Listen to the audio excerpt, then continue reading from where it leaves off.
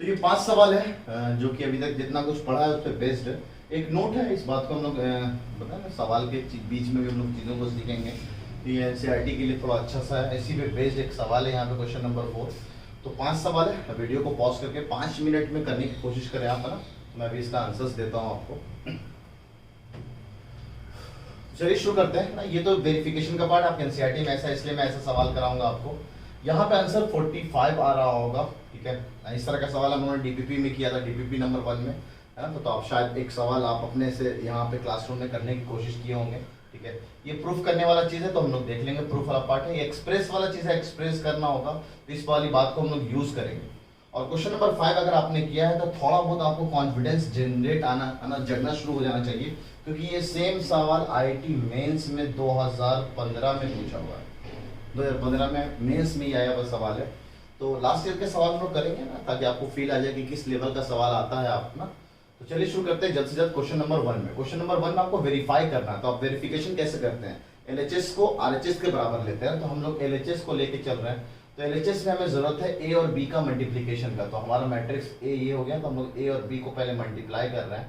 ये हो गया 1 - 2 3 है ना। मल्टीप्लीकेशन का रिवीजन आपको हो जाएगा 2 5, और इसका मल्टीप्लीकेशन हो रहा है 1 - 1 2 से 3 0 4। आपको याद होगा ये सब प्रॉपर्टी तभी वैलिड था जब ए और बी कंपेरेबल होने चाहिए ना।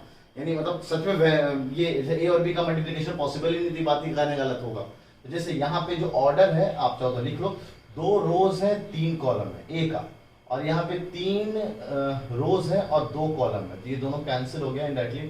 तो आपका जो रिजल्ट आने वाला है वो 2/2 का एक मैट्रिक्स बनने वाला है। तो चेक करते हैं एक 2/2 का मैट्रिक्स का रिजल्ट क्या आने वाला है। तो शायद याद होगा, है ना, इस रो को हम इस पूरे कॉलम से जाके मल्टीप्लाई करेंगे, पहला रो जाके इस कॉलम से मल्टीप्लाई होगा, तो आपका पहला एलिमेंट बनेगा। तो 1 2 और 6, 1 मल्टीप्लीकेशन, ये हो गया मल्टीप्लीकेशन 2, और ये मल्टीप्लीकेशन हुआ 6, तो यहाँ पे रिजल्ट आ गया 9।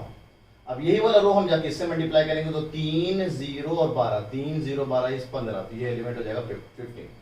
अब फिर से सेकंड रो को हम उठाएंगे, इससे जाकर मल्टीप्लाई करेंगे, तो -4 -2 एंड 10, तो ये हो गया 4। अच्छा, इस पूरे को इससे मल्टीप्लाई कर देंगे तो -12 0 एंड 5 × 4 = 20, तो ये हो गया 8। तो एलएचएस जो निकल के आ रहा है, अभी एलएचएस का ट्रांसपोज लेना बाकी है ना। तो -12 0 और 20 के हिसाब से कैलकुलेट कर लिया ना इसको, ये पूरा जाके इससे मल्टीप्लाई हो गया। अब इसका ट्रांसपोज लेते, तो ये तो ए बी आया, उसका ट्रांसपोज लिया, इसका ट्रांसपोज लेंगे तो डायगोनल में तो कोई फर्क नहीं पड़ेगा, 9 4 हो जाएगा, 15 8 हो जाएगा, तो ये हमारा एलएचएस है। अब आरएचएस के लिए दोनों का सिंगल ट्रांसपोज लो, उसके बाद मल्टीप्लाई करो। तो एक लाइन में हम ट्रांसपोज ले रहे हैं और उसी को मल्टीप्लाई कर रहे हैं। तो बी का अगर हम ट्रांसपोज लेंगे तो जो पहले है ना, तो पहले एक कॉलम नहीं रो मैट्रिक्स है ना,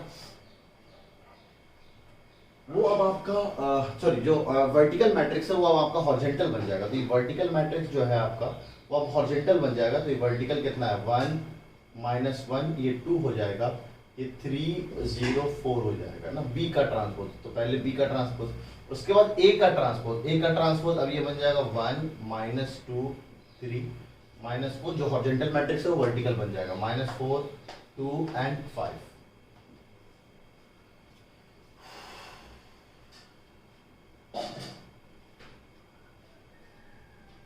ठीक है, अब इन दोनों को मल्टीप्लिकेशन करेंगे, ठीक है, ट्रांसपोज ले लिया, अब मल्टीप्लाई करेंगे, तो ये रिजल्ट आना चाहिए, ये रिजल्ट आना चाहिए। देखते हैं, चेक करते हैं इन दोनों का रिजल्ट क्या मल्टीप्लिकेशन पॉसिबल है कि नहीं। 2 रोज 3 कॉलम, 3 रोज 2 कॉलम, तो बिल्कुल 2/2 का मैट्रिक्स यहाँ भी जनरेट हो रहा है।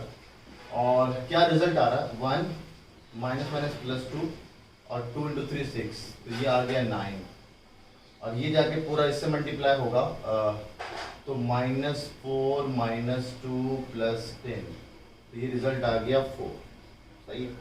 अच्छा, ये जाके अब इससे मल्टीप्लाई होगा तो 3 0 और 12, तो ये आ गया 15, एकदम सही 15। और ये जाके अब इससे मल्टीप्लाई होगा तो -12 0 और 5 × 20, तो ये आ गया रिजल्ट 8। तो एकदम देख रहे हैं आप, एलएचएस और ये हमारा था आरएचएस, दोनों सेम हो गया। तो हम कह सकते हैं और first this result is verified. Question number 2 देख लेते हैं ना, क्वेश्चन नंबर 2 को देख लेते हैं यहाँ पे। क्वेश्चन नंबर 2 कहता है कि अगर 10/10 ऑर्डर का डिफरेंट कितने मैक्सिमम एलिमेंट एक सिमेट्रिक मैट्रिक्स में जरूरत होंगे। ध्यान देंगे आप, सिमेट्रिक मैट्रिक्स के लिए यहाँ पे डायगोनल है, ये वाला एलिमेंट सेम होता है ना, तो इस तरह के एलिमेंट यहाँ पे सब सेम होते हैं, है ना, इस तरह का कोई एलिमेंट है तो इधर सेम होंगे। तो हम ये काउंट कर लें कि इधर कितने अलग अलग एलिमेंट यूज हुए और यहाँ पे अलग अलग रख दो, मैक्सिमम करना तो इन सबको अलग अलग रख दो। तो 10 बाई 10 में यहाँ पे तो एक एलिमेंट आएगा पहला, फिर आएगा 2 एलिमेंट, फिर आएगा 3 एलिमेंट, है ना, या फिर ऐसे समझो 10 बाई 10 का मैट्रिक्स है तो टोटल कितने एलिमेंट होंगे 100 में से हमने डायगोनल में कितने जाएगा 10 स्क्वायर मैट्रिक्स है तो 10 घटा दिया तो टोटल तो 90 एलिमेंट है जो ऑफ डायगोनल में पड़े होंगे। ये हो गया डायगोनल एलिमेंट, लिख दिया करें, ये हो गया ऑफ डायगोनल। अच्छा 90 को अगर हम 2 से डिवाइड कर देंगे तो 45, है ना, 45, तो 45 डिफरेंट एलिमेंट हो गए ऑफ डायगोनल में, ना, क्योंकि इधर वाला दोनों सेम होगा सिमेट्रिक में। अच्छा बीच में 10 भी अलग अलग डायगोनल जो 10 यूज हुए हैं वो भी अलग अलग कर दो, तो मेरे ख्याल से 45 नहीं, करेक्ट आंसर इसका 55 होगा ना, प्लस का 10, द रिजल्ट इज 55, तो 55 एलिमेंट। अगर हम लोग चाहें तो इस सवाल को ऐसे फॉर्मूले के फॉर्म में भी कर सकते हैं। आप देखो तो टोटल डिफरेंट एलिमेंट क्या, नीचे वाले एलिमेंट से तो आपको मतलब नहीं है, मैं अब आपको इस एलिमेंट से मतलब है, तो यहाँ एक एलिमेंट, यहाँ 2 एलिमेंट, यहाँ 3 एलिमेंट, यहाँ 4, और यहाँ लास्ट में जो डायगोनल जाएगा वहां पे अगर 10 है तो 10 एलिमेंट डिफरेंट चाहिए होंगे, यानी 1 से लेकर 10 तक का सम चाहिए आपको, तो 1 से लेकर 10 तक का सम आप कैलकुलेट कर लो। आपको फॉर्मूला दे रखा हूँ n × n + 1/2, n × n + 1/2, 2 से काट दिया तो आंसर इज 55। और इसका इन जनरल अगर आपको ट्रिक चाहिए तो आप उसको ऐसे लिख सकते हो n × n + 1/2, the result will always be 2। जो भी सवाल दे रखा है उसमें आप हमेशा 1 से लेकर n तक का सम निकाल लो, डिफरेंट मैक्सिमम बोला है तो मैक्सिमम इतने एलिमेंट आपको जरूरत पड़ेगा ही पड़ेगा। तो n × n + 1/2, n की जगह यहाँ पे 10 यूज करना तो आंसर इससे निकल के आ जाएगा। तो बढ़ते क्वेश्चन नंबर 3 की तरफ, इसको वीडियो को पॉज करके उतार लीजिए, क्वेश्चन नंबर 3 की तरफ बढ़ते। क्वेश्चन नंबर 3 कहता है अगर A एक स्क्वायर मैट्रिक्स है तो आप ये बताइए A और A ट्रांसपोज, A लिया और उसका ट्रांसपोज दिया, उसको जोड़ूंगा तो वो एक सिमेट्रिक मैट्रिक्स निकल के आएगा, और A लिया और उसका A ट्रांसपोज का निगेटिव कर दिया ना तो वो एक स्क्यू सिमेट्रिक आएगा। तो इस बात को समझने के जो मैं अंदाज या तरीका यहाँ पे यूज करूंगा, इसका भी आगे 2 सवाल भी और करना है, 6वां और 7वां सवाल है, तो एक इसका अंदाज से आप 6वां और 7वां सवाल, इनफैक्ट 6 सवाल को करने की कोशिश करिएगा ना, एंड आईटीज में आए हुए सवाल है, ठीक है। क्वेश्चन नंबर 3 की तरफ जा रहे हैं कि अगर A एक स्क्वायर मैट्रिक्स दे रखा है, स्क्वायर होना जरूरी है ताकि आप मैट्रिक्स को सिमेट्रिक और स्क्यू सिमेट्रिक प्रूफ करना है, तो आपने कहा कि बताइए A + A ट्रांसपोज एक सिमेट्रिक मैट्रिक्स होगा हमेशा, A + A ट्रांसपोज हमेशा सिमेट्रिक होगा, तो मैंने कहा ठीक है इसको हम एक मैट्रिक्स P मान लेते हैं, और अगर ये P मैट्रिक्स सिमेट्रिक है तो P और P ट्रांसपोज आपको बराबर लाके दिखाना है, ये ना मतलब है P और P ट्रांसपोज को बराबर लाके दिखा दो, क्योंकि यही कंडीशन हमने देखा था सिमेट्रिक मैट्रिक्स में, तो इसको हम लोग कहेंगे भाई ये बिल्कुल A + A ट्रांसपोज सिमेट्रिक है। तो क्या किया हम लोगों ने, इसका ट्रांसपोज ले लिया, तो पूरे का हमने ट्रांसपोज लिया, डैश लिखूं या टी लिखूं बात एक है, ट्रांसपोज ले लिया। अब ट्रांसपोज लिया तो आपको याद होगा एडिशन में ट्रांसपोज की प्रॉपर्टी, ट्रांसपोज इसमें भी आ जाएगी, ट्रांसपोज इस पे भी आ जाएगा, तो ये A ट्रांसपोज प्लस का A ट्रांसपोज डैश लिखो या टी लिख देता हूं, टी के ऊपर टी। अच्छा ये तो A ट्रांसपोज ही रहा, अब ट्रांसपोज के ऊपर transpose, even number of transpose 2 बार है तो वो सेम A मैट्रिक्स बन जाएगा, और addition of matrix is commutative, this plus this या दिस प्लस दिस, इसको ऐसे लिखूं A + A ट्रांसपोज तो कोई फर्क नहीं पड़ेगा, तो ये इनडायरेक्टली P के बराबर निकल के आया, तो P ट्रांसपोज जो है वो P के बराबर निकल के आ गया, हेंस प्रूव्ड हम लोग कह सकते हैं A + A ट्रांसपोज जो होगा वो एक सिमेट्रिक मैट्रिक्स होगा। यानी जब भी कोई मैट्रिक्स दे रखा है और उसके इसके ट्रांसपोज से ऐड कर दो तो जो मैट्रिक्स जनरेट होता है वो हमेशा एक सिमेट्रिक मैट्रिक्स बन के निकलता है। तो ये भी एक अच्छा है, रिजल्ट के फॉर्म में है ना, तो इसको आप नोट के फॉर्म में आप लिख लेना तो ये ज्यादा अच्छा होगा, ये भी आपके नोट के फॉर्म में और ये भी आपके नोट के फॉर्म में। इसका हॉलीवुड वर्जन, अंग्रेजी वर्जन मैंने यहाँ पे लिख रखा है, ये आपको अभी समझ में आ जाएगा। पहले हम लोग पार्ट 2 करते हैं ना, पार्ट 2 इसको हम लोग क्यू मान लेते हैं ना, A - A ट्रांसपोज को क्यू मान लिया। अब आपको ये प्रूफ करना है कि ये जो है मैट्रिक्स, जो भी एक मैट्रिक्स A है उसको हमने अगर माइनस टाइम्स ऑफ इसके ट्रांसपोज से ऐड कर दिया तो वो मैट्रिक्स जो बनेगा वो स्क्यू सिमेट्रिक है। यानी हम ये अगर प्रूफ कर दें कि इसका जो Q का ट्रांसपोज लेंगे तो माइनस टाइम्स Q के बराबर जाके हो जाएगा, ये ना सिमेट्रिक, स्क्यू सिमेट्रिक के लिए ही कंडीशन हमने देखा था। अगर हमें प्रूफ करना है कि ये स्क्यू सिमेट्रिक है तो इसका ट्रांसपोज लेके उसको माइनस टाइम्स Q के बराबर कर दो, तो या फिर हम इन दोनों को जोड़ दें, इसको इधर ले आए Q और Q ट्रांसपोज को जोड़े तो रिजल्ट 0 आएगा, है ना, ये नल मैट्रिक्स आएगा। तो क्यों हम लोग ना इसका ट्रांसपोज लेते थे, इसका ट्रांसपोज लिया, टी लगा डैश लगा लेते हैं तब भी चलेगा। पॉजिटिव हो या नेगेटिव हो, बीच में एडिशन हो या सब्ट्रैक्शन हो, तो ये ट्रांसपोज दोनों पे अप्लाई हो जाता है। तो यहाँ पे अप्लाई हो गया और ट्रांसपोज के ऊपर ट्रांसपोज चल गया। ये ए ट्रांसपोज हो गया, ट्रांसपोज के ऊपर ट्रांसपोज, सेम एक है ना इवन नंबर ऑफ ट्रांसपोज। अच्छा अगर मैं चाहूँ तो एक नेगेटिव कॉमन ले लो, तो इसको मैं थोड़ा दुल्हन की तरह सजा के ऐसे लिख सकते हैं, तो ये इधर आ जाएगा, ये ए ट्रांसपोज। ये जो लिखा हुआ वो बेसिकली क्यू लिखा हुआ, तो ये इनडायरेक्टली माइनस टाइम्स क्यू बन गया। तो क्यू ट्रांसपोज जो है वो माइनस टाइम्स क्यू के बराबर निकल के आ गया। तो बिल्कुल ये प्रूफ हो गया कि ए प्लस ए ट्रांसपोज जो है, sorry A minus A transpose जो वो एक स्क्यू सिमेट्रिक मैट्रिक्स हमेशा जनरेट करेगा। मतलब अगर कोई मैट्रिक्स है उसको मैंने उसके ट्रांसपोज से जोड़ दिया तो ये एक सिमेट्रिक मैट्रिक्स है, ये एक सिमेट्रिक मैट्रिक्स, ठीक है। और अगर मैंने उसके ट्रांसपोज से सब्ट्रैक्ट कर दिया तो ये जो एक मैट्रिक्स आएगा वो एक स्क्यू सिमेट्रिक मैट्रिक्स आएगा। और अगर मैं किसी स्केलर से इसको मल्टीप्लाई कर दूं तो सिमेट्री चेंज नहीं होगा। स्केलर का ना याद होगा आपको, नोट में लिखा है था मैंने, किसी के से मल्टीप्लाई कर देते सिमेट्रिक मैट्रिक्स को तो रिजल्ट में कोई फर्क नहीं आएगा, तो मैंने हाफ से मल्टीप्लाई कर दिया। सेम गोज स्क्यू सिमेट्रिक है ना, नोट नंबर 2 का थर्ड वाला पार्ट, के से मल्टीप्लाई कर दिया तो मैंने इसको हाफ से मल्टीप्लाई कर दिया, तो इसमें भी रिजल्ट में कोई चेंज नहीं आएगा, ये अभी भी स्क्यू सिमेट्रिक रहेगा। अब इन दोनों को जरा मैं जोड़ दिया, तो जोड़ते हैं, half A plus half A is a, और हाफ का ए ट्रांसपोज माइनस का हाफ का ए ट्रांसपोज कैंसिल होके वो एकदम ए ही रहा। यानी एक मैट्रिक्स ए है उसको हम हमेशा दो मैट्रिक्स के सम में लिख सकते हैं, जो कि एक सर्टेन सिमेट्रिक पार्ट होगा, जैसे हम लोग ऐसे बोल सकते हैं सिमेट्रिक मैट्रिक्स का पार्ट, ये स्क्यू सिमेट्रिक का मैट्रिक्स का पार्ट। यानी एक मैट्रिक्स ए को हम हमेशा दो मैट्रिक्स के समेशन के फॉर्म में लिख सकते हैं। एक पार्ट को हम लोग सिमेट्रिक पार्ट कहते हैं, एक को हम लोग स्क्यू सिमेट्रिक पार्ट कहते हैं।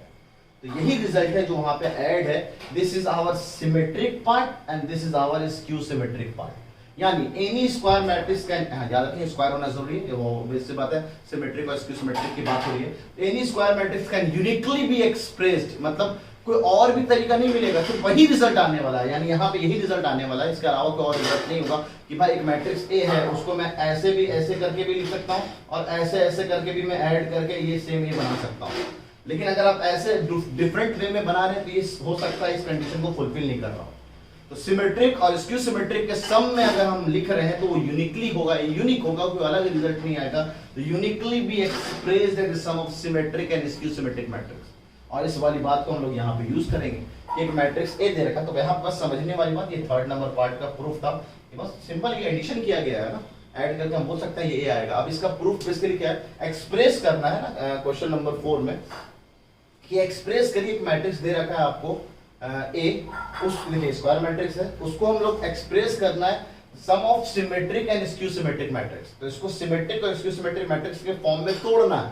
तो आपने जस्ट देखा मैंने कि सर एक मैट्रिक्स ए है, उसका अगर मैं हाफ टाइम्स ए प्लस ए डैश कर दूं, हाफ टाइम्स ए प्लस ए डैश कर दूं, तो उस ए का ये सिमेट्रिक पार्ट होता है ना, सिमेट्रिक पार्ट या सिमेट्रिक मैट्रिक्स बोल सकते हैं। और half A minus A transpose कर दूं तो वो उसका स्क्यू सिमेट्रिक मैट्रिक्स या स्क्यू सिमेट्रिक पार्ट होता है, स्क्यू सिमेट्रिक, शॉर्ट में लिख रहा हूं। और इन दोनों को अगर मैं जोड़ के लिख दूंगा तो वो हमारा हमेशा ए के बराबर हो जाएगा। तो करना क्या है, ए हमें ऑलरेडी दे रखा है 2 3 माइनस 1 4, इसका ट्रांसपोज निकालना, ए ट्रांसपोज 2 3 माइनस 1 4।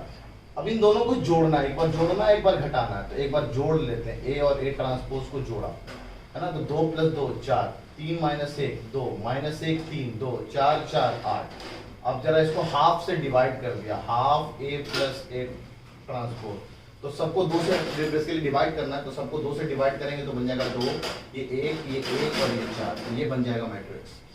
अच्छा ए माइनस ए ट्रांसपोज निकाल लेते हैं ना, ये वाली पार्ट, तो ए माइनस करेंगे तो दोनों को माइनस करना, दिस माइनस दिस, तो ये 0 बन जाएगा, 3 माइनस माइनस प्लस हो जाएगा तो 4 बन जाएगा, -1 -3 -4 हो जाएगा, 4 - 4 ये 0 हो जाएगा। देख लीजिए ए माइनस ए ट्रांसपोज कैसा मैट्रिक्स निकल के आ रहा है, एक स्क्यू सिमेट्रिक मैट्रिक्स निकल के आ रहा है। तो कोई भी मैट्रिक्स ए दे रखा है उसमें ये वाला काम करके देखो, ये वाला काम करके देखो, हमेशा एक symmetric skew symmetric matrix generate कर देगा। ये वाला काम करके देखो, एक सिमेट्रिक मैट्रिक्स बन जाएगा। ये वाला एडिशन कर दिया, देखो सिमेट्रिक मैट्रिक्स है, ये वाला एलिमेंट दोनों सेम होगा, ठीक है।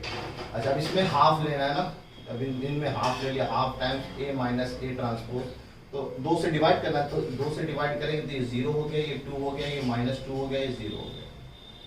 देयरफॉर हमारा फाइनल आंसर ये मैट्रिक्स जो दे रखा है 2 3 -1 और 4, इसको हम लोग दो मैट्रिक्स के सम, एक ये वाला मैट्रिक्स एक ये वाला मैट्रिक्स के सम में लिख सकते हैं। देखते हैं 1 2 1 1 4 2 1 1 4 इज अ सिमेट्रिक मैट्रिक्स और 0 2 -2 0 this is a skew symmetric matrix. और इन दोनों को जरा जोड़ के देखो कितना सच में इवन क्या आ रहा है। 2 0 0 3 1 सॉरी 1 2 3 माइनस 1 लाना 1 -2 -1 4 0 4, एकदम ये वाला चीज इन दो के सम में, तो this will be the symmetric part है ना, इस मैट्रिक्स का सिमेट्रिक पार्ट है और ये इसका स्क्यू सिमेट्रिक पार्ट है। आप एनसीईआरटी के बोर्ड्स में ना, बोर्ड्स के सॉल्यूशन तो एनसीईआरटी के बुक्स का जो सॉल्व सैंपल वो जरूर देख के आप सिस्टमेटिक मैनर में चीजों को बोर्ड्स में करके आएंगे। आप लोगों को क्या कॉम्पिटिटिव में चीजों को सिस्टमेटिक मैनर करना भूल जाते हैं, आप लोग भी भूल जाते हैं, तो आप लोग सिस्टमेटिक अंग्रेजी लिखनी पड़ती है, थोड़ा सा ना हॉलीवुड वर्जन खूबसूरत बनाना पड़ता है उसको, तो खूबसूरत आप बना लेंगे। कॉन्सेप्ट करने का तरीका यही है, ठीक है, जिसमें हमने इसी रिजल्ट को यूज किया है नोट नंबर 3 को। अब आते हैं क्वेश्चन नंबर 5 जो कि आपके मेंस का पार्ट है ना, मेंस में आया हुआ सवाल है। क्वेश्चन नंबर 4 हम लोग देख रहे थे, क्वेश्चन नंबर 5 देख रहे हैं जरा। क्वेश्चन नंबर 5 क्या कह रहा है, एक मैट्रिक्स ए दे रखा है जो कि कंडीशन को सेटिस्फाई कर रहा है, ए और ए ट्रांसपोज ले रहे हैं, तो 9 टाइम्स आइडेंटिटी मैट्रिक्स निकल के आ रहा है। और आइडेंटिटी मैट्रिक्स दे रखा है ये 3/3 का एक आइडेंटिटी मैट्रिक्स है। बोलना लाजिम था 3/3 को अगर मल्टीप्लाई करेंगे 3/3 से तो एक रिजल्ट आएगा 3/3 का ही। एलएचएस और आरएचएस को बराबर होना तो आई को तो 3/3 होना पड़ेगा। फिर भी ये मैट्रिक्स आपको दे रखा है 1 2 2 2 1 -2 a 2 b, और इसका ट्रांसपोज लेंगे तो 1 2 2 2 1 -2 a 2 b, वो जो जनरेट कर रहा है कि 9 टाइम्स है ना, 9 टाइम्स आइडेंटिटी मैट्रिक्स। देखिए आइडेंटिटी मैट्रिक्स 1 0 0 0 1 0 0 0 1, ये आइडेंटिटी मैट्रिक्स होगा 3/3 का। अब आगे 9 से मल्टीप्लाई करना तो हर एलिमेंट 9 टाइम्स हो जाएगा, तो 0 में तो कोई फर्क नहीं पड़ेगा, ये 9 टाइम्स हो जाएगा। तो ये है बेसिकली वो इक्वेशन। अब आपको यहां से a और b को निकालना है। यार आप सोचो, अगर ये वैलिड है कंडीशन, दो मैट्रिक्स का मल्टीप्लाई कर रहे हैं, 3/3 का है, ये भी 3/3 का, तो आपको ऑलरेडी मैंने बता रखा है स्क्वायर मैट्रिक्स सेम ऑर्डर का मल्टीप्लाई होता है और एक सेम ऑर्डर का मैट्रिक्स जनरेट करता है, तो एक रिजल्ट जो आने वाला है वो भी एक 3/3 का ही आने वाला है, 3/3 का मैट्रिक्स। तो आप 3/3 के मैट्रिक्स में 3 या 9 एलिमेंट जनरेट करोगे, 9 इक्वेशन बनाने जाओगे, पता आंसर तो सब तरफ से एक ही आना है। तो आप कोई सा भी 2 इक्वेशन बना लो ना यार, कोई सा भी 2। आपको पता है यहां से जब हम यहां मल्टीप्लाई करेंगे तो हमारा ये 9 आने वाला है। आप करके देख लो 1 4 4 9 आ रहा है। तो हमें वो वाले रो या कॉलम की जरूरत होगी जहां से हमें ए और बी मिल जाए। ये वाला जाके जब इससे मल्टीप्लाई होगा तो हमारा ये पहला एलिमेंट, दूसरा एलिमेंट, ये वाला इसके साथ पहला, ये वाला इसके साथ दूसरा, ये वाला तीसरा एलिमेंट, ये वाला एलिमेंट जनरेट करेगा। वहां पे ए और बी इन्वॉल्व हो जाएगा। तो हमें 2 इक्वेशन 2 अननोन की बस जरूरत है, तो हम यहां से निकाल लेते हैं ना अपना 2 इक्वेशन 2 अननोन। ये बन गया ए, ये बन गया 4, ये बन गया 2b, ठीक है। अच्छा एक और, ये वाले भाई साहब जब फिर से इससे मल्टीप्लाई होंगे तो ये वाला एलिमेंट की जरूरत नहीं, ये वाले पूरे भाई साहब जब इससे मल्टीप्लाई होंगे ये बना देगा 2a प्लस का 2 माइनस का 2b। अच्छा यहाँ पे 9 0 0 0 9 0 0 0 9, तो उस हिसाब से अगर हम कंपेयर करके, यहाँ भी एलिमेंट लिखे होंगे, हमें उससे मतलब नहीं है, तो टाइम बचा रहे हैं अपना ना, आप समझ लो एडवांस से मेंस में आप पहुंच चुके हो, चीजें उस लेवल की है, तो आपको टाइम बचाने आना चाहिए। 2 इक्वेशन 2 अननोन की जरूरत है, 2 इक्वेशन की जरूरत है आपको, तो हमने कंपेयर कर लिया, तो हमें निकला a + 4 + 2b = 0। इसको इस पोजीशन के हिसाब से कंपेयर किया तो 2a - 2b प्लस का 2 = 0, तो निकल के आ गया। इन दोनों को जरा सॉल्व कर लेते हैं ना। इन दोनों को सॉल्व करने के लिए क्या करते हैं, एलिमिनेट नहीं एडिशन कर लेते हैं ना, ऐड कर लिए, ऐड करने से ये चला गया ससुराल, है ना, तो दोनों एलिमेंट सेम हो गए, तो ये बन गया 3a प्लस का 6 = 0। सॉल्व किया तो a = -2 निकल के आ गया। अब -2 जाके किसी इक्वेशन में निकाल लो तो उस हिसाब से b निकल के आपका -1 आ जाएगा। तो इतना जल्दी हार्डली 1 मिनट लगेगा इस तरह के सवाल को करने में आपको। इस तरह से आप इसको बना सकते हैं, इसमें जो कुछ भी आपको उतारना है इसमें से आप उतार लीजिए।